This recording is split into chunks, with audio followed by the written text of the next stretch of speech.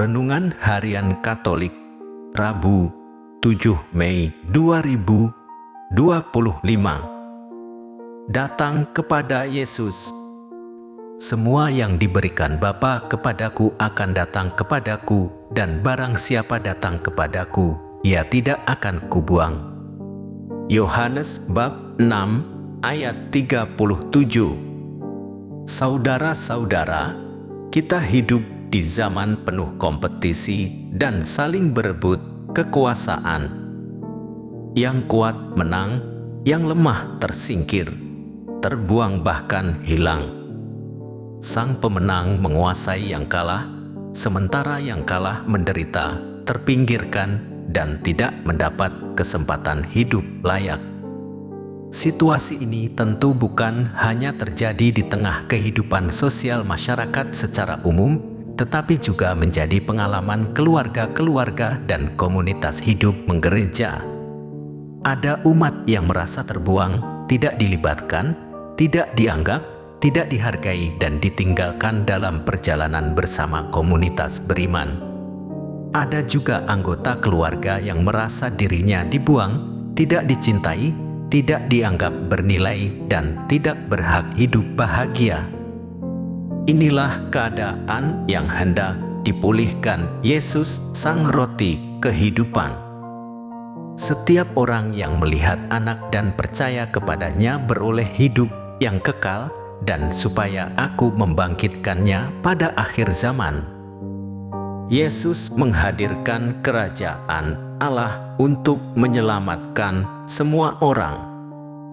Ia sendiri menjadi seorang yang terbuang secara manusiawi untuk menunjukkan solidaritas dan kasih-Nya kepada mereka yang merasa diri terbuang.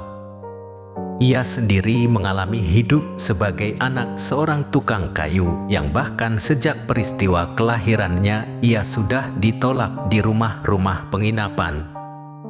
Ia dimusuhi para pemimpin agama dan tua-tua agama Yahudi. Ia ditolak orang sekampungnya dan akhirnya wafat laksana orang terbuang di kayu salib. Di dalam Yesus Sang Roti Kehidupan, kita yang kadang merasa terbuang, dipinggirkan, dan tidak berdaya menemukan damai dan sukacita.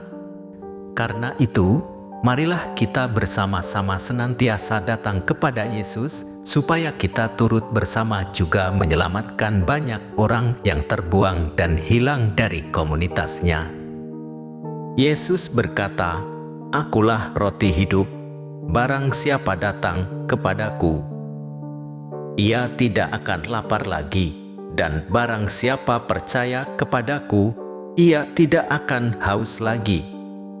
Roti hidup yang adalah Yesus sendiri memberi kekuatan jiwa agar fisik mampu melakukan segala sesuatu seturut kehendak Tuhan. Yesus menjadi daya hidup yang selalu mengiringi perjuangan murid-murid-Nya. Maka kendati para murid Yesus secara fisik dikejar-kejar, dianiaya bahkan dibunuh, tetapi mereka tetap memiliki kekuatan untuk tetap setia kepada Yesus sampai akhir. Siapa yang datang kepada Yesus dan menyambutnya tidak akan berkekurangan. Ia akan menjadi murid yang teguh, bersemangat, dan setia sampai akhirnya menjadi pemenang. Karena itu semua yang datang kepada Yesus akan mendapat kelimpahan hidup, tidak akan lapar dan tidak haus lagi. Sebab setiap orang melihat Anak dan percaya beroleh hidup kekal. Untuk itulah Yesus turun dari surga.